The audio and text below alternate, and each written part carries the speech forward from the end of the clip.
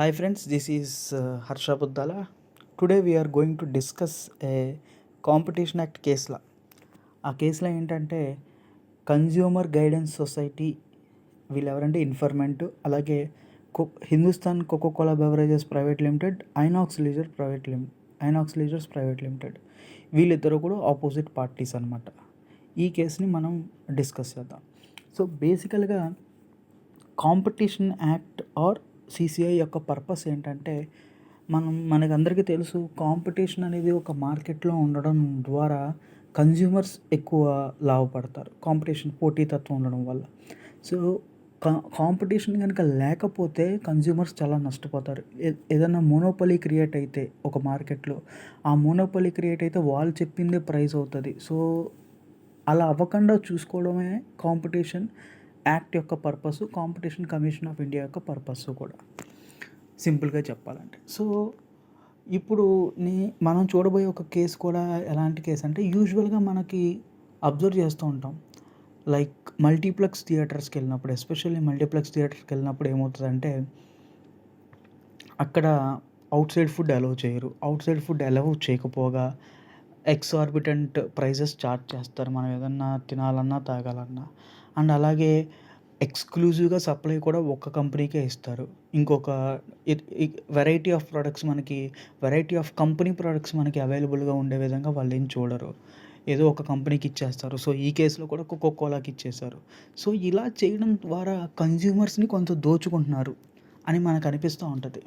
So ఈ case competition యాక్ట్కి ఎగెనిస్ట్గా ఉందా లేదా, ఈ అగ్రిమెంట్స్, ఈ యాక్టివిటీస్ అన్నీ కూడా కాంపిటీషన్ యాక్ట్కి ఎగెనిస్ట్గా ఉన్నాయా లేదా, కాంపిటీషన్ కమిషన్ ఆఫ్ ఇండియా ఇలాంటి వాటిలో ఏం చెప్పింది అనేదే ఈ కేసు. సో ఈ కేసులో ఇన్ఫర్మెంట్ ఆల్రెడీ చెప్పాం, consumer guidance society and HCBPL, Hindustan Coca Cola beverages private limited, INOX leisure private limited. So వీళ్ళు పార్టీస్ అనమాట ఈ కేసులో. సో క్విక్గా ఒకసారి బ్రీఫింగ్స్, అలిగేషన్స్ ఏమేం చేసింది కన్జ్యూమర్ గైడెన్స్ సొసైటీ హెచ్సిబిపిఎల్ మీద, ఐఎల్పిఎల్ మీద, OP1, OP2 మీద ఏమేమి అలిగేషన్స్ చేసింది అనేది ఒక్కసారి మనం క్విక్గా చూసుకుందాం. సో ఇక్కడ ఏమంటే వాళ్ళు మేజర్గా చెప్పింది డిస్క్రిమినేటివ్ ప్రైజింగ్. సో ఒక 500 ml వాటర్ బాటిల్ని ఐనాక్స్ ప్రెమిసెస్లో 20 రూపీస్కి సేల్ చేస్తున్నారు. అలాగే 400 ml పల్పీ ఆరెంజ్ని 40 రూపీస్కి ఐనాక్స్ ప్రెమిసెస్లో అమ్ముతున్నారు. బట్ వేరాస్ ఓపెన్ మార్కెట్లో ఎలా ఉందంటే 10 రూపీస్, 25 రూపీస్ ఉన్నాయి. సో వీళ్ళు ఎక్స్క్లూజివ్ సప్లై అగ్రిమెంట్ తీసుకుని ఇలాంటి ప్రైజెస్ చార్జ్ చేసి, ఇలాంటి ఎక్సార్బిటెంట్ ప్రైజెస్ చార్జ్ చేస్తున్నారు అనేది ఒక ఎలిగేషన్. ఇంకొక ఎలిగేషన్ ఏంటంటే ఎక్స్క్లూజివ్ సప్లై అగ్రిమెంట్ అంటే ఐనాక్స్ ప్రెమిసెస్లో ఈ వాటర్ బాటిల్ని కానీ పల్పీ ఆరెంజ్ని కానీ సేల్ చేసే ఎక్స్క్లూజివ్ సప్లై రైట్స్ని ఐఎల్పిఎల్ కోకోకోలాకి ఇచ్చేసింది. ఇది ఎక్స్క్లూజివ్ సప్లై అగ్రిమెంట్ అనేది యాంటీ కాంపిటేటివ్ ఇన్ నేచర్ అనేది ఒక ఎలిగేషన్. అండ్ అలాగే ఇలాంటి అగ్రిమెంట్స్లోకి ఎంటర్ అవ్వడం ద్వారా డెనయల్ ఆఫ్ మార్కెట్ యాక్సెస్ చేశారు అనేది కూడా ఇంకొక ఎలిగేషన్. ఇది బ్రీఫ్గా వీళ్ళ మీద ఉన్న ఎలిగేషన్స్ అనమాట. ఎవరి మీద? హెచ్సిబిపిఎల్ మీద అండ్ ఐఎల్పిఎల్ మీద ఉన్న ఎలిగేషన్స్. ఎవరు చేశారు ఈ ఎలిగేషన్స్ అంటే కన్జ్యూమర్ గైడెన్స్ సొసైటీ ఈ ఎలిగేషన్స్ చేసింది. సో యూజువల్గా కాంపిటీషన్ యాక్ట్లో కేసులు ఎలా జరుగుతాయంటే, సెక్షన్ 19 కింద కాంపిటీషన్ కమిషన్ ఆఫ్ ఇండియా సుమోటోగా అన్నా కానీ, లేదా ఎవరన్నా మనలాంటి వాళ్ళు ఎవరైనా కానీ, జనరల్ పబ్లిక్ ఎవరైనా కూడా సిసిఐని అప్రోచ్ అవ్వచ్చు with proper documents and application. ఏమంటే ఇలాగా అబ్యూస్ ఆఫ్ డామినెంట్ పొజిషన్ జరుగుతుందని కానీ, లేదా ఇలాగా adverse effect on competition, appreciable adverse effect on competition చూపిస్తున్నారని అన్న ఒక ఇదితో కూడా మనం సిసిఐని అప్రోచ్ అవ్వచ్చు. సో సిసిఐ ఇలా అప్రోచ్ అవ్వగానే ఏం చేస్తుందంటే, based on all the documents and evidences మనం తీసుకెళ్ళిన దాన్ని బట్టి ప్రైమా ఫేసీ కేసు ఉందని అనుకుంటే, సిసిఐ కనుక ప్రైమా ఫేసీ కేసు ఉందని అనుకుంటే డైరెక్టర్ జనరల్ డీజీకి దీన్ని రెఫర్ చేస్తారనమాట. ఈ డీజీ ఏం చేస్తారంటే దాన్ని డీటెయిల్డ్గా ఇన్వెస్టిగేట్ చేసిన తర్వాత ఒక ఇన్వెస్టిగేషన్ రిపోర్ట్ ఇస్తారు. ఆ ఇన్వెస్టిగేషన్ రిపోర్ట్ రిపోర్ట్‌తో పాటు ఆ ఇన్వెస్టిగేషన్ రిపోర్ట్‌ని పార్టీస్‌కి కూడా ఇస్తారనమాట. అంటే ఓపీ1, ఓపీ2 ఈ కేసెస్‌లో హెచ్‌సీబీపీఎల్, ఐఎల్‌పీఎల్‌కి కూడా ఇన్వెస్టిగేషన్ రిపోర్ట్ ఇస్తారు. వాళ్ళు దాని మీద రిప్లై ఇస్తారనమాట. సో, ఈ డీజీ ఇచ్చిన ప్రిలిమినరీ ఇన్వెస్టిగేషన్ రిపోర్టు, అలాగే ఓపీ1, ఓపీ2లు ఇచ్చిన రిప్లైస్‌ని బేస్ చేసుకొని CCI competition commission of India decision తీసుకుంటది. సో, మన ఈ కేస్‌లో ప్రిలిమినరీ ప్రైమా ఫేసి కేసు ఉంది అని చెప్పి సీసీఐ ఫీల్ అయ్యింది. ప్రైమా ఫేసి కేసు ఉంది అని ఫీల్ అయింది కాబట్టి దీన్ని డీజీకి ఫార్వర్డ్ చేసిందనమాట.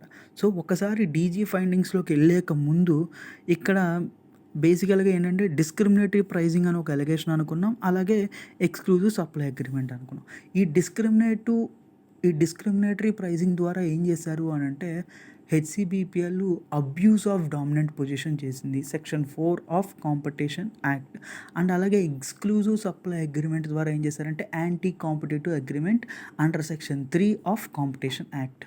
ఒకసారి మనం for the purpose of better understanding abuse of dominant position definition ఏంటో ఒకసారి చూద్దాం. Abuse of dominant position definition ఏముందంటే ఇక్కడ మీరు కనుక అబ్జర్వ్ చేస్తే సెక్షన్ 4లో no enterprise or group shall abuse its dominant position. Okay, there shall be an abuse of dominant position if an enterprise or a group directly or indirectly imposes unfair or discriminatory condition in purchase or sale of goods or service or price in purchase or sale of goods or services. ఈ కేసులో ఈ second point అనేది applicable అవుతుంది. ఎందుకనంటే unfair or discriminatory price పెడుతున్నారు. HCBPL unfair or discriminatory price పెట్టింది. దేంట్లో ఈ 500 ml water bottle, 400 ml pulp orange కేసులో. అండ్ అలాగే ఇంకొకటి మనకి ఇక్కడ తేలేది ఏంటంటే indulges in practice or practices resulting in denial of market access. ILPL కూడా డినయల్ ఆఫ్ మార్కెట్ యాక్సెస్ చేసింది. ఎక్స్క్లూజివ్ సప్లై అగ్రిమెంట్ ఎంటర్ అవ్వడం ఎక్స్క్లూజివ్ సప్లై అగ్రిమెంట్లోకి ఎంటర్ అవ్వడం ద్వారా వేరే ప్లేయర్స్కి ఎవరికి కూడా మార్కెట్ యాక్సెస్ ఇవ్వలేదు అని ఒక అలిగేషన్ కూడా జరిగిందనమాట. సో ఈ రెండు కూడా పర్టైన్స్ టు ఈ కేసెస్ రెండు కూడా pertains to abuse of dominant position. So abuse of dominant position జరిగిందని ఒక అలిగేషన్ వచ్చింది. సో ఒకసారి కేస్ యూజువల్గా కాంపిటీషన్ యాక్ట్ కేసెస్లోకల్లా ఏ ఫ్యాక్టర్ చాలా ఇంపార్టెంట్ అంటే రిలవెంట్ మార్కెట్ని డిలీనియేట్ చేయడం అనే ప్రాసెస్ చాలా ఇంపార్టెంట్. ఈ ప్రాసెస్ దగ్గర కేసెస్ మారిపోతూ ఉంటాయి. ఎందుకు మారిపోతూ ఉంటాయంటే ఇక్కడ ఏమన్నారు, అబ్యూస్ ఆఫ్ డామినెంట్ పొజిషన్ కదా ఇక్కడ ఈ కేసులో main allegation. So abuse of dominant position జరగాలంటే ముందు డామినెంట్ పొజిషన్లో ఉండాలి నేను. ఫర్ ఎగ్జాంపుల్ ఈ కేసులో హెచ్‌సీబీపీఎల్ డామినెంట్ పొజిషన్లో ఉండాలి. డామినెంట్ పొజిషన్లో ఎక్కడ ఉండాలి? ఒక పర్టికులర్ మార్కెట్లో ఉండాలి. ఆ పర్టికులర్ మార్కెట్ని ఏమంటారంటే రిలవెంట్ మార్కెట్. అంటే ఫ్యాక్ట్స్ ఆఫ్ ది కేస్కి తగ్గట్టు ఒక రిలవెంట్ మార్కెట్లో వీళ్ళు డామినేటింగ్ పొజిషన్లో ఉండాలి. ఈ డామినేటింగ్ పొజిషన్లో ఉంటే అప్పుడు అబ్యూస్ ఆఫ్ డామినెంట్ పొజిషన్ చేశారా లేదా అనేది మనకి ఉన్న ఫ్యాక్టర్స్ని బట్టి మనం డిసైడ్ చేయొచ్చు. సో ఈ ఫస్ట్ ఆఫ్ ఆల్ మనం ఏం చేయాలంటే డామినెంట్ పొజిషన్లో ఉన్నారా లేదో తెలుసుకోవాలి. డామినెంట్ పొజిషన్లో ఎక్కడ ఉండాలి? రిలవెంట్ మార్కెట్లో ఉండాలి. అసలు రిలవెంట్ మార్కెట్ అంటే ఏంటో తెలుసుకోవాలన్నమాట. సో రిలవెంట్ మార్కెట్ డెఫినేషన్ ఏముందో కూడా ఒకసారి బ్రీఫ్గా చూసేద్దాం. మనకప్పుడు we can move on. So relevant market అంటే ఏంటంటే means the market which may be determined by the commission. So ఇది రిలవెంట్ మార్కెట్ ఎవరు డిటర్మైన్ చేస్తారంటే కమిషన్ డిటర్మైన్ చేస్తుంది.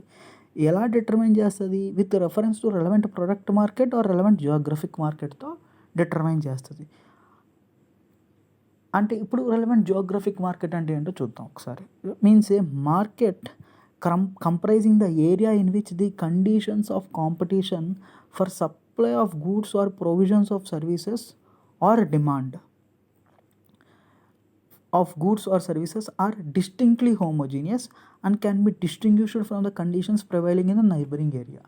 అంటే ఒక పర్టికులర్ ఏరియాలో సప్లై కానీ డిమాండ్ కానీ కండిషన్స్ ఆఫ్ సప్లై కానీ కండిషన్స్ ఆఫ్ డిమాండ్ కానీ డిస్టింక్ట్లీ హోమోజీనియస్ అంటే చాలా క్లియర్గా చాలా స్పష్టంగా హోమోజీనియస్గా ఉన్నాయి. ఎలా అంటే పక్కన నైబరింగ్ మార్కెట్స్ అంటే నైబరింగ్ ఏరియాస్తో కంపేర్ చేస్తే అంటే అక్కడికి ఇక్కడికి డిఫరెన్స్ క్లియర్ కట్గా తెలిసే విధంగా ఉన్నాయి అని చెప్పేసి చెప్తుందనమాట. దీన్ని మన కేసులో లింక్ చేసి ఫ్యాక్ట్స్తో లింక్ చేసి డిస్కస్ చేస్తాం రెలవెంట్ జియోగ్రఫిక్ మార్కెట్ డెఫినేషన్. అప్పుడు ఇంకొంచెం క్లారిటీ వస్తుంది. అలాగే రెలవెంట్ ప్రొడక్ట్ మార్కెట్ కూడా means a market comprising all those products or services which are regarded as interchangeable or substitutable by the consumer by reason of characters of the products or services their prices and intended use.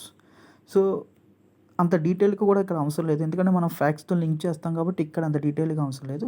So abuse of dominant position ఉండాలంటే ముందు dominant position ఉండాలి. ఆ dominant position కూడా మీకో నాకో అనిపించిన ఆ dominant position అని అనిపిస్తే సరిపోదు. రెలవెంట్ మార్కెట్లో అంటే కేసుకి తగ్గట్టుగా రెలవెంట్ మార్కెట్లో కనుక డామినెంట్ పొజిషన్లో ఉంటే అప్పుడు వాళ్ళు అబ్యూస్ ఆఫ్ డామినెంట్ పొజిషన్ చేశారా లేదా అనేది మనం చూడొచ్చు అనమాట.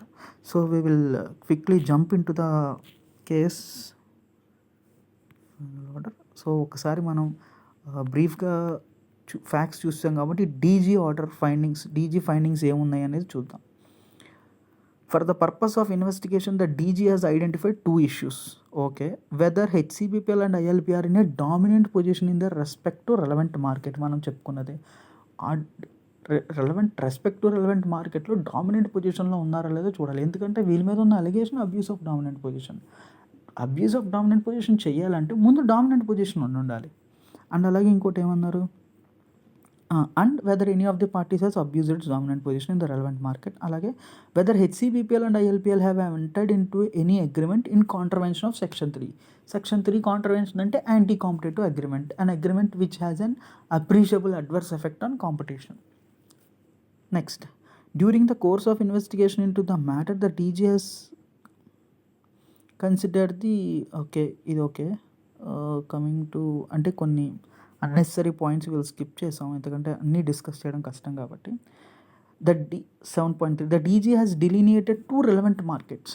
సో రెలవెంట్ మార్కెట్ని డీజీ డిలినియేట్ చేశారు ఎలా, for the purpose of investigation. Sorry,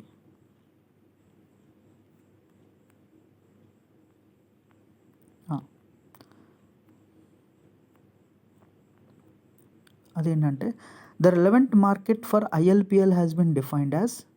so ILPL 2 relevant మార్కెట్స్ని డిలినియేట్ చేశారు, ఒకటి హెచ్సిబిపిఎల్కి ఒకటి ఐఎల్పిఎల్కి అనమాట.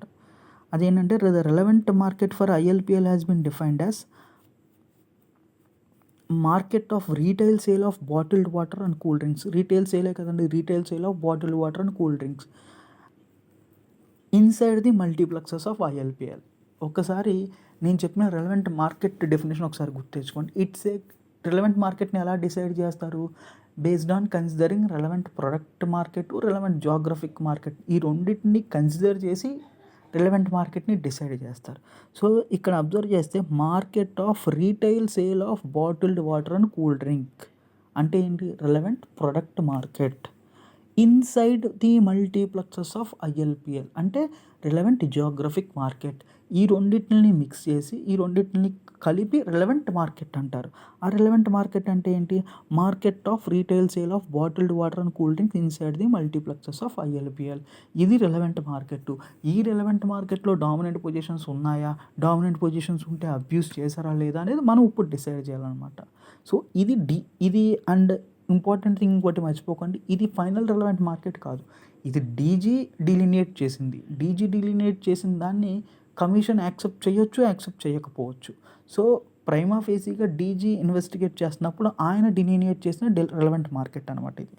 సో ఎందుకంటే ఇక్కడ బ్యూటీ ఏంటంటే రెలవెంట్ ఆ డెఫినిషన్ని ఇంటర్ప్రిట్ చేయడం, రెలవెంట్ మార్కెట్ని డిలినియేట్ చేయడం ద్వారా కేసెస్ అన్నీ కూడా మారిపోతూ ఉంటాయి. సో నెక్స్ట్ తర్వాత ఏమన్నా, where the relevant market for HCBPL has been taken as the market of supply of bottled water and cool drinks to the owners of closed market of multiplexes and other commercial enterprises where it is treated as the preferred beverage supplier. So multiplexes అన్నిటికీ supply చేయడం, మల్టీప్లెక్సెస్కి supply చేయడం, దేన్ని, water bottle and cool drinks supply చేయడం అనేదాన్ని and also having a preferred beverage supplier, దీన్ని ఇక్కడ ఈ కేసులో రెలవెంట్ మార్కెట్ అని అన్నారు. Okay, further the DG has concluded that ILPL enjoys complete dominance in the relevant market of sale of beverages within its multiplexes for the following reasons. DG ఏం చెప్తున్నారంటే ఇప్పుడు మన రెలవెంట్ మార్కెట్ డిలినియేట్ చేశారు కదా ఐఎల్పిఎల్కి, ఆ డిలినియేట్ చేసిన రెలవెంట్ మార్కెట్లో కంప్లీట్ డామినెన్స్ ఉంది అని అంటున్నారు. ఫర్ ది ఫాలోయింగ్ రీజన్స్ అని కొన్ని రీజన్స్ చెప్పారు. ఏంటంటే ILPL does not allow any outside vendor to sell bottle water. Outside vendor ఎవరిని అలౌ చేయరు. అండ్ అలాగే 100% market share in sale of bottle water within its premises as there is entry barrier. ఎవరంటే వాళ్ళు వెళ్ళి sale చేయడానికి లేదు కాబట్టి entry barrier ఉంది. On the basis of its size and resources within its premises, it enjoys complete economic power and commercial advantages over its competitors. Okay, because of exclusive supply agreement with HCBPL and other for bottled water and other soft drinks, the consumer have no countervailing buying power. So ఈ reasons వల్ల నేను డిలినియేట్ చేసిన relevant మార్కెట్లో ఐఎల్పిఎల్కి dominant position ఉంది అని చెప్పి DG ఒక కంక్లూషన్కి వచ్చారు. అండ్ అలాగే DG has come to the conclusion that the act of HCBPL in selling relevant products of ILPL at higher MRP is a clear cut case of abuse of its dominant position by directly or indirectly imposing unfair and discriminatory pricing. ఇది already మనం చూసాం. Abuse of dominant పొజిషన్లో 4 subsection 2 clause A subclause 2లో క్లియర్గా ఇలా ఉంది. అదే క్లియర్గా అంటే అన్ఫేర్ ఆర్ డిస్క్రిమినేటరీ ప్రైజింగ్ చేయడం అనేది it's a clear cut abuse of dominant position. అంటే ఇక్కడ డీజీ ఏం చెప్పడానికి ట్రై చేశారు, వాళ్ళకు ఆల్రెడీ డామినెంట్ పొజిషన్ ఉంది. సో ఈ ప్రైజెస్ పెట్టిన విధానం అనేది abuse of dominant position. So abuse of dominant position ఉంది అని చెప్పే ప్రయత్నం ఇక్కడ డీజీ చేస్తున్నారు. As per DG report, since HCBPL has been conferred as a status of preferred beverage provider, therefore, okay.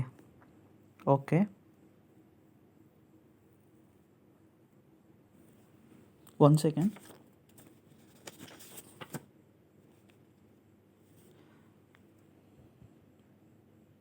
So ఇక్కడ ఏం చెప్పారంటే, as per DG report, since HCBPL has conferred a status of preferred beverage provider by virtue of its agreement with ILPL, its result in complete foreclosure of competition due to market entry barrier for the competition. Therefore, HCBPL has violated the provisions of 4 subsection 2 clause C. 4 subsection 2 clause C అంటే indulges in practice or practices resulting in denial of market access. అది కూడా మనం చూసాం. అది కూడా abuse of dominant position పార్ట్లోకి వస్తుంది. అలాగే the DG has also noted that by giving preferred beverage supplier status to HCBPL, ILPL has imposed restriction on the marketing of products of other beverage suppliers మీద restrictions impose చేశారు. ఇది దేని కింద వస్తుందంటే ఇది కూడా అబ్యూజ్ ఆఫ్ డామినెంట్ పొజిషన్ వస్తుంది. దాంట్లో ఏదంటే 4 subsection 2 clause A subclause 1 అన్నారు. అంటే imposing unfair or discriminatory conditions. So ఇక్కడ కండిషన్ ఇంపోజ్ చేశారు. ఈ అగ్రిమెంట్ ద్వారా ఏం చేశారంటే సింపుల్గా ఈ అగ్రిమెంట్ ద్వారా 2 జరిగినాయి. ఒకటి ఏమంటే వాళ్ళు చెప్తున్న దాని ప్రకారం డీజీ ఫైండ్ అవుట్ చేస్తున్న దాని ప్రకారం డినయల్ ఆఫ్ మార్కెట్ యాక్సెస్ చేశారు. ఎందుకంటే ఎక్స్క్లూజివ్గా హెచ్సిబిపిఎల్కే ఇచ్చింది ఐఎల్పిఎల్, దాని ద్వారా డినయల్ ఆఫ్ మార్కెట్ యాక్సెస్ చేసింది. అండ్ అలాగే వాళ్ళ ప్రోడక్ట్ తప్పితే, అంటే కోకోకోలా వాళ్ళ ప్రోడక్ట్ తప్పితే ఇంకెవరి ప్రోడక్ట్ని అలౌ చేయలేదు కాబట్టి వేరే వాళ్ళ ప్రోడక్ట్ని మార్కెట్ చేసుకునే విధానంలో unfair or discriminatory conditions impose చేశారు అనేది ఇంకోటి చెప్తుంది అనమాట. అనే ఇంకొక అలిగేషన్ కూడా ఉంది. ఇంకోటి కూడా జరిగింది, ఇంకొక కాంట్రవెన్షన్ కూడా జరిగింది అనేది డీజీ చెప్తున్నారు. The DG has come to the conclusion that by selling bottled beverages at higher MRP, ILPL is abusing its dominant position by imposing unfair or discriminatory conditions. Okay, ఇది కూడా మనం అనుకున్నదే. As per the findings of the DG, ILPL has also denied access of relevant market to the competitors in violation of section 4 subsection 2 clause C of the act by conferring beverage provider status to the HCBPL in the agreement. So ఇవి DG findings అనమాట. అంటే DG ఏం చెప్పారు, సింపుల్గా abuse of dominant position చేశారు అని చెప్తుంది DG findings అంతా కూడా అలా ఉన్నాయన్నమాట. సో ఇప్పుడు మనం అనుకున్నట్టు డీజీ ప్రిలిమినరీ ఇన్వెస్టిగేషన్ రిపోర్ట్ ఇచ్చిన తర్వాత ఓపీ 1 ఓపీ 2 కూడా దానికి రిప్లై ఇస్తారన్నమాట. సో హీర్ గోస్ ఇక్కడ చాలా ఇంట్రెస్టింగ్గా టర్న్ అవుతుంది ఈ కేసు. ఎందుకంటే ఇక్కడ వరకు మనం ఒక ఒక ఒక పార్ట్ ఆఫ్ ది ఆర్గ్యుమెంట్ మాత్రమే విన్నాం. ఇక్కడ నుంచి ఆపోజిట్ పార్టీస్ యొక్క వ్యూస్ కూడా చూస్తాం అండ్ అలాగే లా ఏం చెప్తుందో కూడా చూస్తాం. So it goes very interesting ఇక్కడ నుంచి. It has been submitted by HCPPL that the DG has based his findings that HCPPL has contravened the provisions of Section 3 and 4. Section 3 and anti-competitive agreement, Section 4 abuse of dominant position of the act, essentially on the basis of erroneous premises that firstly by entering into an exclusive supply contract with ILPL, it has knocked out competition from ILPL multiplexes, and secondly HCBPL has declared different MRPs for the same product sold at ILPL multiplexes when compared to retail market. Okay. The HCBPL has submitted that DG findings are untenable and there is no case in the matter. The DG has ignored the fact that agreement between HCBPL and ILPL are of short duration in nature and can be terminated at will at any time before expiry of the agreement period. Therefore, such agreement are incapable of foreclosing competition and causing appreciable adverse effect on competition. So మనకు తెలుసు ఒక agreement appreciable adverse effect on competition చూపిస్తేనే అది anti competitive. So ఇక్కడ వీళ్ళు ఏమంటున్నారంటే మా ఇద్దరి మధ్య జరిగిన ఈ అగ్రిమెంట్ అనేది for a very short short duration in నేచర్లో ఉంది and can B terminated at any time. ఎవరికి ఎప్పుడు కావాలనుకుంటే అప్పుడు టెర్మినేట్ చేసేసుకోవచ్చు. సో ఇది ఈ నేచర్తో ఉన్న అగ్రిమెంట్స్ అనేవి incapable to create and appreciable adverse effect on competition అని ఒక పాయింట్ వాళ్ళు రైజ్ చేశారు. అండ్ అలాగే ఎక్స్క్లూజివ్ సప్లై అగ్రిమెంట్. సో మీరు పైన కనుక అబ్జర్వ్ చేస్తే డీజీ ఫైండింగ్స్లో ఏమన్నారు, ఎక్స్క్లూజివ్ సప్లై అగ్రిమెంట్లోకి ఎంటర్ అయ్యారు. ఈ ఎక్స్క్లూజివ్ సప్లై అగ్రిమెంట్ అనేది ఒక నిమిషం. సో ఈ ఎక్స్క్లూజివ్ సప్లై అగ్రిమెంట్ అనేది 1 సెకండ్.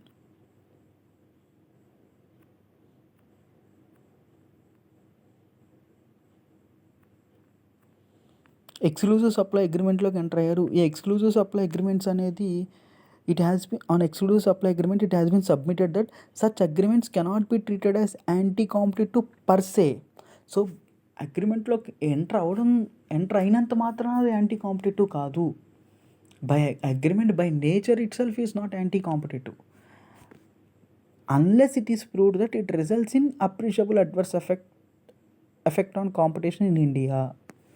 సో అవి appreciable adverse effect on competition చూపించాలి, అప్పుడే అది యాంటీ కాంపిటేటివ్ అని చెప్పేసి వీళ్ళు గుర్తు చేస్తున్నారు ఆ పాయింట్ని. సో మనకు తెలుసు హారిజాంటల్ అగ్రిమెంట్స్, వర్టికల్ అగ్రిమెంట్స్లో ఈ tie-in agreements, exclusive supply, exclusive distribution. So especially vertical agreements అనేవి పర్సే నాట్ యాంటీ కాంపిటేటివ్. ఆ అగ్రిమెంట్స్ అనేవి కూడా అప్రిషియబుల్ అడ్వర్స్ ఎఫెక్ట్ క్రియేట్ చేస్తేనే అవి యాంటీ కాంపిటేటివ్ అవుతాయి. ఆ విషయాన్ని వాళ్ళు ఇక్కడ రీట్రేట్ చేశారు. అండ్ ఆల్సో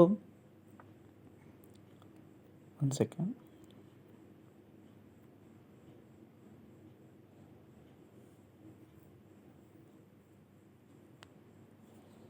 ఇక్కడ ఇంకేమన్నారంటే it has been contended that the mere act of declaring different MRPs cannot constitute an abuse in terms of section 4 of the competition act. వీళ్ళ ఆర్గ్యుమెంట్ ఇక్కడ ఏముందంటే డిఫరెంట్ ఎంఆర్పీస్ క్రియేట్ చేయడం అనేది it's not an abuse అని చెప్పేసి అంటున్నారు. And it's a common business practice అని అంటున్నారు. సో ఇది కూడా మనకి ఫర్దర్గా కమిషన్ దగ్గర డిస్కషన్లో వస్తుంది. And also it has been submitted that DG has failed to provide any objective or rational basis and has reached erroneous conclusions as to definition of relevant market, position of HCBPL in the relevant market and effect on competition because of the alleged practices of HCBPL. So మా position of HCBPL in the relevant market విషయంలోనూ అలాగే effect on competition అనే విషయంలోనూ DG erroneous కంక్లూషన్స్కి reach అయ్యారు అనేది HCBPL చెప్తుంది. ఎలా అంటే ఇక్కడ వాళ్ళు ఏం చెప్తారంటే ఎక్స్క్లూజివ్ సప్లై అగ్రిమెంట్ అనేది లేదా ప్రిఫర్డ్ బెవరేజ్ స్టేటస్ అనే దాన్ని తెచ్చుకోవడం మధ్యలో ఇంటెన్స్ కాంపిటీషన్ ఉంది. There is intense competition among suppliers for obtaining such contracts so as to sell their products. Every competitor has full opportunity to negotiate and obtain such contract. It is evident from the fact that a large competitor of HCBPL, so మనకు తెలుసు కోకోకోలాకి ఉన్న largest competitor ఎవరు? PepsiCo. PepsiCo has entered into similar agreement with a large number of multiplexes having about 600 screens, as against the multiplexes where HCBPL has been able to enter into such agreements relating to only about 214 screens in India. Very important and interesting point. So ఇక్కడ ఏం చెప్తున్నారంటే, నువ్వు exclusive supply అగ్రిమెంట్లోకి enter అయ్యాను అని అంటున్నారు కదా. So ఈ ఎక్స్క్లూజివ్ సప్లై అగ్రిమెంట్ అనేది నా కాంపిటీటర్ అయినటువంటి పెప్సికో 600 స్క్రీన్స్తో ఇలాంటి అగ్రిమెంట్లోకి ఎంటర్ అయింది. మరి నేను ఒక 214 స్క్రీన్స్తో మాత్రమే ఇలాంటి అగ్రిమెంట్లోకి ఎంటర్ అయ్యాను. సో ఇది అని చెప్పేసి వాళ్ళు కోట్ చేశారు. సో మనం ఒకసారి యాక్ట్తో లింక్ చేసుకొని చూస్తే 600 ఏంటి, 600 ఉన్న 214 ఉన్న 600 ఉన్న 214 ఉన్న మనకి ఎందుకు ఇవి కన్సిడర్ చేయాలి అని అంటే, ఈ ఎక్స్క్లూజివ్ సప్లై అగ్రిమెంట్ అనేది ఎప్పుడు యాంటీ కాంపిటేటివ్ అవుతుందని అనుకున్నాం? Appreciable adverse effect on competition ఉంటే యాంటీ కాంపిటేటివ్ అవుతుంది అంటున్నాం. సో ఒక్కసారి మనం కనుక అప్రిషియబుల్ అడ్వర్స్ ఎఫెక్ట్ ఆన్ కాంపిటీషన్కి సంబంధించిన ఎప్పుడు appreciable adverse effect on competition ఉందని కన్సిడర్ చేస్తాం, దానికి సంబంధించిన కొన్ని రెలవెంట్ పాయింట్స్ మనకి యాక్ట్లో చెప్పారు. సో అంటే ఈ ఫ్యాక్టర్స్ కనుక ఉంటే అది appreciable adverse effect on competition కింద కన్సిడర్ చేయొచ్చు అని చెప్పారు. దాంట్లో ఏంటంటే driving existing competitors out of the market. So నువ్వు అన్నట్టు నేను ఎంటర్ అయిన ఎక్స్క్లూజివ్ సప్లై అగ్రిమెంట్ ద్వారా appreciable adverse effect on competition కనుక జరిగితే మా ఇద్దరు మేజర్ కాంపిటీటర్స్ కదా బెవరేజెస్ మార్కెట్లో, మరి ఎవరో ఒక కాంపిటీటర్ డ్రైవ్ అవుట్ అవ్వాలి కదా. ఇద్దరు మేజర్ ప్లేయర్స్ ఇద్దరం కంపీట్ అవుతున్నాం ఇలాంటి కాంట్రాక్ట్స్లో. ఇద్దరికి ఇంకా నాకంటే నా కాంపిటీటర్కి ఇంకా సిగ్నిఫికెంట్ షేర్ ఉంది కదా. సో మీరు అన్నట్టు appreciable adverse effect on competition ఉంటే ఎవరో ఒకళ్ళు డ్రైవ్ అవుట్ అయిపోవాలి కదా, లేదా ఎవరో ఒకళ్ళ షేర్ అనేది సిగ్నిఫికెంట్గా తగ్గిపోవాలి కదా. నాదే ఎక్కువ ఉండాలి కదా, లేదా నా కాంపిటీటర్దైనా ఎక్కువ ఉండాలి కదా. అలా కాకుండా మేమిద్దరం ఇంకా కంపీట్ అవుతున్నాం కదా అనేది వీళ్ళ పాయింట్ అనమాట. సో నేను 214కి ఎంటర్ అయితే నా కాంపిటీటర్ 600 ఎంటర్ అవ్వగలిగాడు. సో ఇద్దరం కాంపిటీటర్స్ ఇంకా మార్కెట్లో ఉన్నాం, ఇంకా ఇద్దరం అలాగే కంపీట్ అవుతున్నాం. సో బయట మార్కెట్లో ఎలా కంపీట్ అవుతున్నామో మల్టీప్లెక్సెస్కి ప్రొడక్ట్స్ని సేల్ చేసే మార్కెట్లో కూడా మీరే డిలీనియేట్ చేశారు కదా ఒక రెలవెంట్ మార్కెట్ని, sale to preferred beverage status to multiplex ఓనర్స్కి అని చెప్పేసి. సో దాంట్లో కూడా మేము ఇద్దరం కంపీట్ అవుతున్నాం. So adverse appreciable effect on competition ఉంటే major factor driving existing competitors out of the market. అలాగే ఉంది మార్కెట్, ఇంతకుముందు ఎలా ఉందో ఇప్పుడు మార్కెట్ అలాగే ఉంది, మేమిద్దరమే కంపీట్ అవుతున్నాం.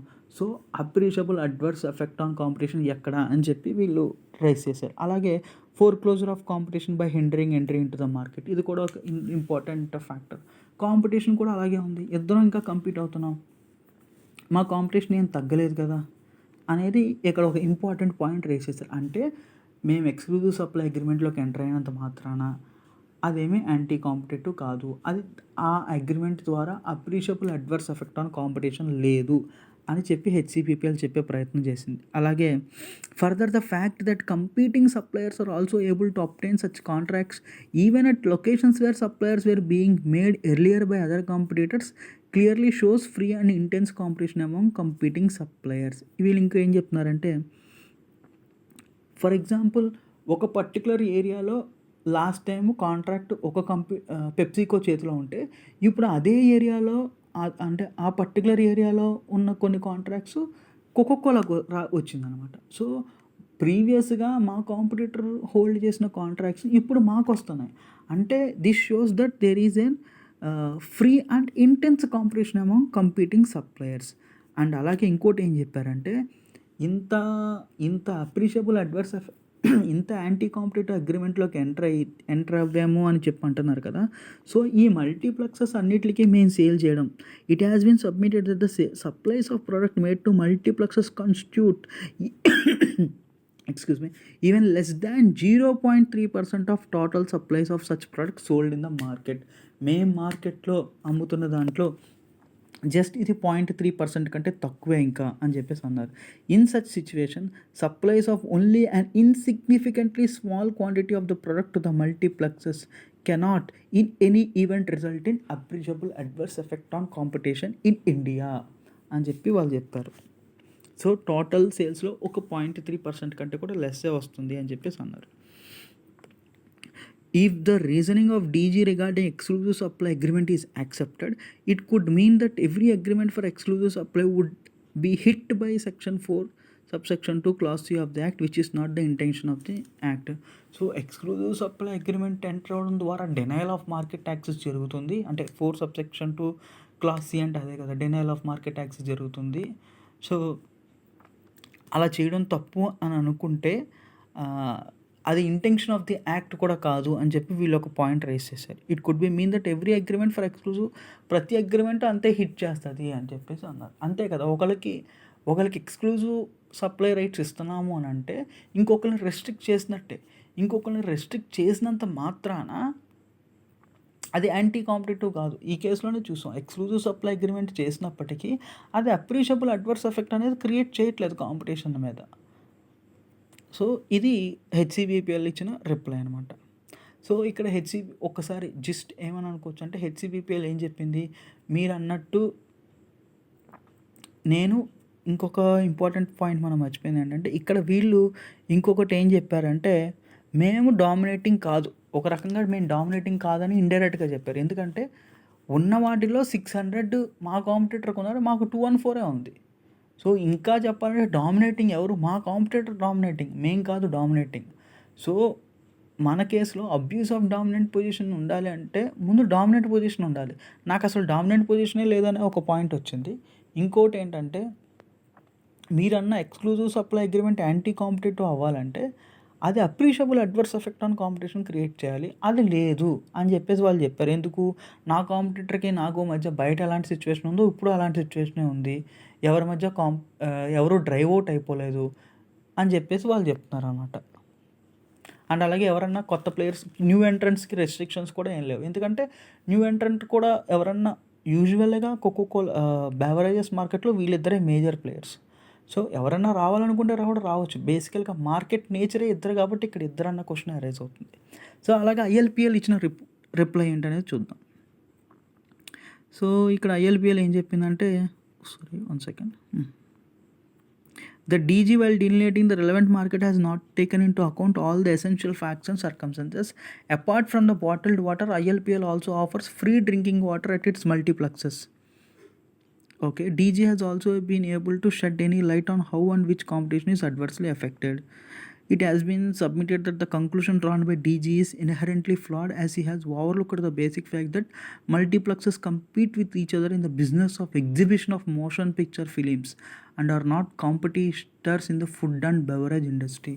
వాళ్ళని చెప్తాను, అసలు మా కాంపిటీషన్ ఉండేదే మోషన్ పిక్చర్ గురించి తప్పితే ఫుడ్ అండ్ బెవరేజెస్ సేల్ గురించి కాదు అని చెప్పేసి వీళ్ళు చెప్తున్నారు. అలాగే DG has fail to consider the dynamics and అలాగే వీళ్ళు కూడా అదే పాయింట్ చెప్పారు. The agreement between it and HCBPL is for a shorter period of 4 months. Two independent entities on the commercial terms that are feasible to both, and the conclusion drawn by DG that such agreement forecloses the competition without any sound reasoning. So వీళ్ళు కూడా అదే coat చేశారు. And అలాగే ఏం చెప్పారంటే DG has failed to consider the dynamics and reality of business in multiplex industries. Approximately 10,000 screens ఉన్నాయంట ఇండియాలో, out of which 9,100 are single screens. So మనకి తెలుసు కదా, మల్టీప్లెక్స్కి సింగిల్ స్క్రీన్, మల్టీప్లెక్స్కి ఎట్ ఏ టైం ఒకే చోట మోర్ స్క్రీన్స్ ఉంటాయి. అట్ ఏ టైం అన్ని స్క్రీన్స్లో కూడా మూవీస్ రన్ అవుతూ ఉంటాయి. సో దాంట్లో 9,100 సింగిల్ స్క్రీన్సే ఉన్నాయి. The sale of bottle water, beverages as well as food items within multiplex are ancillary part of their main business అని చెప్పేసి అంటున్నారు. ఇవన్నీ కూడా అంత ఇంపార్టెంట్ కాదు. లైక్ ఇది చాలా ఇంపార్టెంట్ పాయింట్, ఇది కూడా చాలా ఇంపార్టెంట్. సో ఇక్కడ ఏంటంటే సింపుల్గా ఏం జరగబోతుందంటే, ఇప్పుడు రిలవెంట్ జియోగ్రఫిక్ మార్కెట్ని డిలినియేట్ చేసే విషయంలో డీజీ డీజీలో ఫ్లా ఉందని చెప్పి వీళ్ళు రైజ్ చేశారనమాట. అదేంటంటే the assessment of relevant geographic market by DG is absolutely misconceived and flawed and it should constitute all single screen theatres and multiplexes in a particular territory. If the geographic limits are restricted to ILPL multiplexes alone, no competition analysis can be plausibly undertaken. Very important and valid point raise చేశారు. ఒకసారి మనం వెనక్కి వెళ్ళి అసలు డీజీ వీళ్ళకి relevant geographic market ఏం design చేశారనేది చూస్తే ఐఎల్పిఎల్కి. సో ఐఎల్పిఎల్కి రిలవెంట్ జియోగ్రఫిక్ మార్కెట్ ఏం చేశారు? ILPLకి the relevant market for ILPL has been defined as market of retail sale of bottle water and cool drinks. Okay, ఇక్కడ వరకు బాగానే ఉంది. Inside the multiplexes of ILPL. So వాళ్ళ అసలు ఇక్కడ ఇదే చాలా ఫ్లా జరిగిందనమాట. మల్టీప్లెక్సెస్ ఆఫ్ ILPL అంటే ILPLకి సంబంధించిన ప్రెమిసెస్ని మార్కెట్ అని ఎలా అంటారు? నా బిజినెస్ ప్రెమిసెస్ మార్కెట్ ఎలా అవుతుంది? ILPL పాయింట్ ఆఫ్ వ్యూలో ఏంటంటే ILPL మల్టీప్లెక్సెస్ అనేవి వాళ్ళ బిజినెస్ ప్రెమిసెస్. ఒక బిజినెస్ ప్రెమిసెస్ని నువ్వు మార్కెట్గా ఎలా డిసైడ్ చేస్తావు? రిలవెంట్ జియోగ్రఫిక్ మార్కెట్ అని ఎలా అంటావు? వ్యాలిడే కదా. మార్కెట్ అంటే కొంతమంది బయర్సు సెల్లర్సు కలిసిన ఒక ప్రైస్ని మార్కెట్ అంటాం, జనరలైజ్డ్ డెఫినేషన్. సో నా బిజినెస్ ప్రెమిసెస్ని పట్టుకుని నువ్వు మార్కెట్ అంటే ఎలా కుదురుతుంది అని ఇక్కడ ILPL పాయింట్ రేస్ చేస్తుంది. సో ఈ రిలవెంట్ మార్కెట్ని డెలినియేట్ చేసే విషయంలోనే ఫ్లా జరిగింది అనేది ILPL ఒపీనియన్. ఒకసారి మనం ఇందాక అన్నాం కదా, మనం ఈ డెఫినేషన్స్ని ప్రాక్టికల్గా కూడా చూస్తామని చెప్పి. ఒకసారి ఇప్పుడు డెఫినేషన్ చూస్తే మనకు కూడా అర్థమవుతుంది. Relevant geographic market definition means a market comprising the area in which the conditions of competition for supply of goods or provision of service or demand of goods are distinctly homogeneous, okay, and can be distinguished from the conditions prevailing in the neighboring areas. So ఇక్కడ ఏమంటున్నారు? యూజువల్గా ఈ relevant geographic మార్కెట్ని డిలినియేట్ చేసేటప్పుడు ఎలా చూడాలంటే మనం conditions of competition, supply of goods, demand, ఇవన్నీ కూడా డిస్టింక్ట్లీ హోమోజీనియస్ అంటే చాలా స్పష్టంగా రిలేటెడ్గా ఉండాలి. హోమోజీనియస్ అంటే సహేతుకంగా అంటారు, exact translation. So and can be distinguished from the conditions prevailing in the neighbouring areas. For example ఇప్పుడు తీసుకుంటే రిలవెంట్ జియోగ్రఫిక్ మార్కెట్ ఎలా ఫ్రేమ్ చేయొచ్చు ILPLకి? Selling of bottled water and soft drinks to all the multiplexes. ఒక ILPL మల్టీప్లెక్సే కాదు, to all the multiplexes or to all the theatres. Multiplexes అంటే కూడా ఇంకా single screen and multiple theatres in a particular territory. అంటే for example municipal corporations. అంటే ఇక్కడ ఎలా చెప్పొచ్చు అంటే మీకు మల్టీప్లెక్సెస్లో కూడా మనకి ఈ కాంపిటీషను, ఈ డిమాండ్, ఈ సప్లై ఫ్యాక్టర్స్ అనేది వేరే అవుతాయి మెట్రోస్కి, మున్సిపల్ కార్పొరేషన్స్ ఉన్న సిటీస్కి కూడా. సో హైదరాబాద్లో ఒకలా ఉంటుంది డిమాండ్, ఇక్కడ ఒకలా ఉంటుంది demand. So which can be ఇక్కడ అన్నారు కదా ఏమని, which can be distinguished from the conditions prevailing in the neighbouring areas. So ఇప్పుడు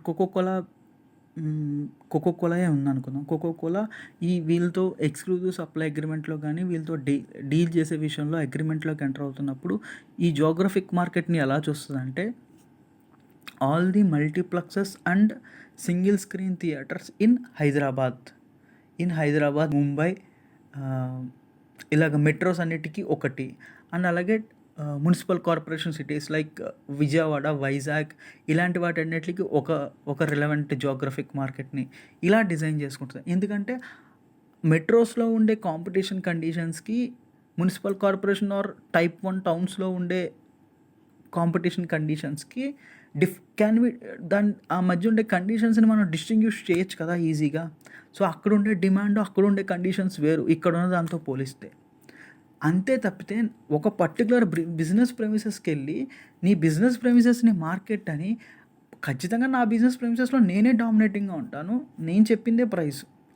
ఇప్పుడు ఒక కస్టమర్ ఆల్రెడీ నా బిజినెస్ ప్రెమిసెస్కి వచ్చారు అంటే అది మార్కెట్ కాదు. నా బిజినెస్ ప్రెమిసెస్‌కి వచ్చారు. ఇక్కడ వన్ ఆఫ్ ది ప్లేయర్‌ని నేను. ఆల్రెడీ మార్కెట్‌లో నేను ఒక పార్ట్‌ని.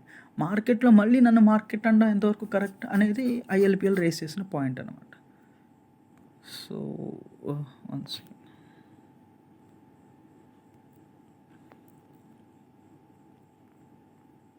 అదే ఇక్కడ కింద కూడా డిస్కషన్‌లోకి వస్తది.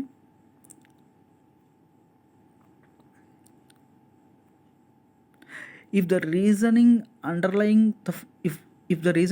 the findings of DG is accepted, it would lead to absurd conclusion that every grocery store, retail outlet operating in any part of India will be dominant within the physical area of the store or outlet. So వాళ్ళు చెప్పినట్టు ఐఎల్‌పీఎల్ theatres అన్నిటిని ఒక market కింద తీసుకుంటే ఖచ్చితంగా వాళ్ళ business ప్రెమిసెస్‌లో వాళ్ళే కదా డామినెంట్‌గా ఉండేది. అదే వీళ్ళు చెప్తుంది. అది ఒక absurd conclusion. So based on conditions of competition పక్క నైబరింగ్ ఏరియాస్తో డిస్టింగ్విష్ చేసుకునే విధంగా ఎప్పుడైతే ఉంటాయో అప్పుడు మనం రిలవెంట్ జియోగ్రఫిక్ మార్కెట్ని డిలినియేట్ చేయొచ్చు. So the primary focus of ILPL is to screen films which constitute approximately 73 ఇదంతా వీళ్ళు చెప్పారు. సో వీళ్ళు చెప్తుంది ఏంటంటే సింపుల్గా, సో అసలు ఇందాక డీజీ చేసిన దానికి ఇప్పుడు వీళ్ళు చేసిన దానికి మధ్య తేడా ఏమొచ్చిందంటే, డీజీ రిలవెంట్ మార్కెట్ని కన్సిడర్ చేస్తున్నప్పుడు రిలవెంట్ జియోగ్రఫిక్ మార్కెట్ని వీళ్ళ బిజినెస్ ప్రెమిసెస్ వరకే తీసుకున్నాడు. ది మల్టీప్లెక్సెస్ ఓన్ బై ఐఎల్‌పీఎల్ అన్నాడు. సో నా బిజినెస్ ప్రెమిసెస్‌లో నేనే డామినేటింగ్గా ఉంటాను. సో నేను డామినేటింగ్గా ఉన్నాను కాబట్టి నేను పెట్టిన నేను చేసిన డినయల్ ఆఫ్ మార్కెట్ యాక్సెస్ మీకు అబ్యూజివ్గా అనిపించింది, అబ్యూజ్ ఆఫ్ డామినెంట్ పొజిషన్గా అనిపించింది. ఇప్పుడు వీళ్ళు చెప్తుంది ఏంటి, వీళ్ళు ఇక్కడ అదే చెప్పారు. కన్స్టిట్యూట్ ఒక్కసారి the assessment of relevant geographic market by DG is absolutely misconceived and flawed and it should constitute all single screen theatres and multiplexes in a particular territory. మనం అనుకున్నట్టు ఈ మెట్రోసు లేదా type 1 cities, type 2 cities. So మెట్రోస్లో ఉన్న single screen, multi screen theatres కలిపి ఒక relevant geographic market అని అనుకుంటే అప్పుడు నేను డామినెంట్ పొజిషన్లో ఉండను. మీరు ఇప్పుడు దాకా చేసిందంటే నా బిజినెస్ ప్రెమిసెస్నే మార్కెట్ అని, దాంట్లో నేను ఖచ్చితంగా డామినేషన్ అవుతాను. సో నేను డామినేట్ అవుతాను కాబట్టి నేను రెస్ట్రిక్షన్స్ పెట్టింది, నేను ఎక్స్క్లూజివ్ సప్లై అగ్రిమెంట్లోకి ఎంటర్ అయ్యిందని మీకు డినయల్ ఆఫ్ మార్కెట్ యాక్సెస్ కింద కనిపించింది.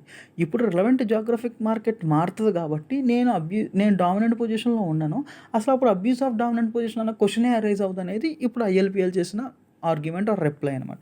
సో ఇప్పుడు ఫైనల్గా డెసిషన్ ఆర్ కమిషన్ ఏం చెప్పింది అని మధ్యలో ఇక్కడ కమెంట్స్ ఆఫ్ ది ఇన్ఫర్మెంట్ ఇక్కడ ఏముండదు. ఇన్ఫర్మెంట్ అంతా కూడా అంటే కన్స్యూమర్ గైడెన్స్ సొసైటీ అంతా కూడా డీజీ రిపోర్ట్తో అన్ని విషయాల్లోని ఓకే అవుతుంది, అంటే డీజీ చెప్పిందంతా అగ్రీ అవుతుంది. సో డెసిషన్ అనమాట ఏం చెప్పారు completion. The commission has carefully gone through the material submitted by the ఇన్ఫర్మెంట్, the report of the DG, the replies filed and oral submissions made by the HCBPL and the ILPL before the commission and all other relevant materials and evidence.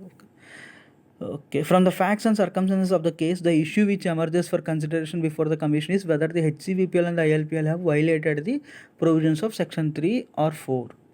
ఆ conditions ఏమైనా violate చేశారా అనే దాని గురించి ఈ discussion అంతా. On perusal of the records, it seems that whole story in this matter is woven around the exclusive supply agreement entered into between HCBPL and ILPL. What copy of impugned agreement has been placed at Annex 10? Okay. Preferred beverage supplier. Further under such agreement. Okay. 12.5 చూస్తే it is also noted that HCBPL in its reply has supplied that there is intense competition between suppliers of non-alcoholic beverages to compete for obtaining such contract with multiplexes, and to buttress this argument they have pointed out that many multiplexes owners like AdLabs or Big Cinemas, Cinemax and Wave Cinemas have been switching over their suppliers periodically.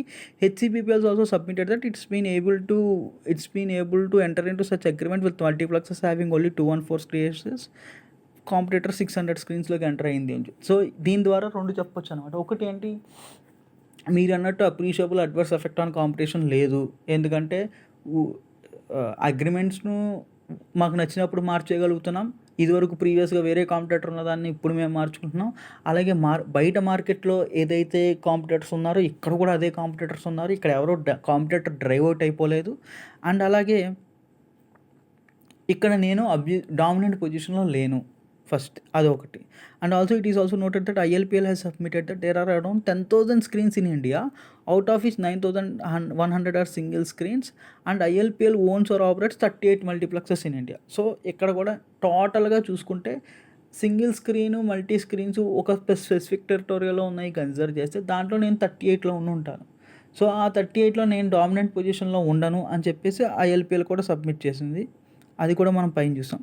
In view of the facts and circumstances of the present case and aforesaid uncontroverted submissions of the opposite parties, the findings of the DG that HCBPL and ILPL enjoy dominant positions in their respective relevant market appears to be based on flawed delineation of relevant market. So CCI కూడా వీళ్ళు ఇచ్చిన రిప్లైస్తో agri అయ్యింది. Considering the fact that there are about 900 multi-screen theatres, out of which HCBPL is having exclusive supply agreement with multiplexes having 214 screens and PepsiCo with multiplexes having 600 screen, the relevant geographic market cannot be confined to the closed market inside the premises of multiplexes owned by ILPL, who is only operating 38 multiplexes in India. So మనం అనుకున్నదే, so దానికే మనం restrict అవ్వకూడదు, owned by ఐఎల్పిఎల్కే మనం restrict అవ్వకూడదు. If the relevant geographic market is taken as defined by the DG, it would certainly lead to illogical conclusion, and in that case every retail outlet, restaurant or store having exclusive supply agreement with a supplier will deemed dominant within the boundaries of its premises. అంతే కదా. So వాళ్ళ business ప్రెమిసెస్లో వాళ్ళే dominant అవుతారు. Exclusive supply అగ్రిమెంట్లోకి enter అయితే ఇంకేముంటుంది, denial of market access కూడా arise అవుతుంది, ఇంకెవ్వరూ ఉండరు కాబట్టి ఆబ్వియస్గా వాళ్ళే డామినెంట్ అవుతారు. And at the same time because of such agreement supplier will also be deemed dominant within the closed premises of that retailer. All this lead to irresistible conclusion that there is no sufficient material on record to establish that either HCBPL or ILPL is enjoying dominant position in the relevant market properly so defined. Okay. తర్వాత similarly the conclusion of the DG that both the parties have contravened section 3 subsection 4 of the act by entering into exclusive supply agreement cannot be accepted in the absence of proper assessment of appreciable adverse effect in the present case by the DG.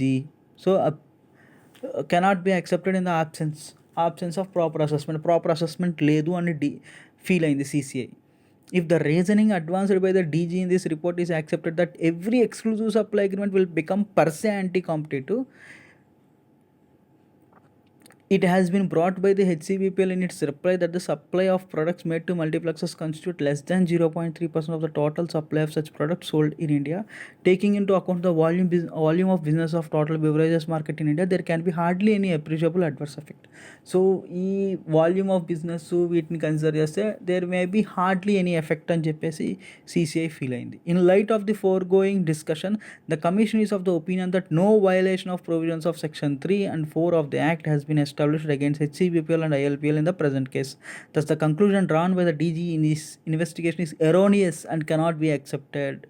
So ఫైనల్గా సింపుల్గా ఈ case అంతా మనం observe చేస్తే relevant market అనే దాని యొక్క definition చుట్టూ ఇదంతా జరిగింది. సో రిలవెంట్ మార్కెట్ని ప్రాపర్గా ఇంటర్ప్రిట్ చేయడం, ప్రాపర్గా డిలీనియేట్ చేయడం ద్వారా ఈ కేసు అనేది టర్న్ అయింది అన్నట్టు. సో ప్రైమా ఫేజీగా మనకు కూడా ఒక లేమ్యాన్ పాయింట్ ఆఫ్ వ్యూలో థింక్ చేస్తే డామినెంట్ పొజిషన్లో ఉంది కదా అని అనిపిస్తుంది.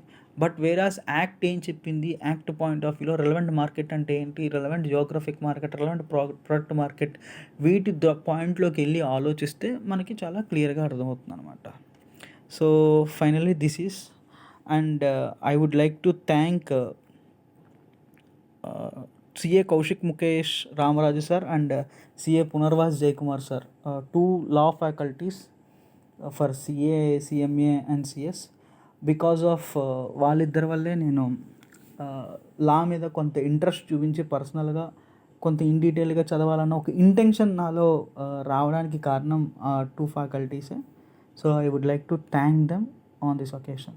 Thank you for watching.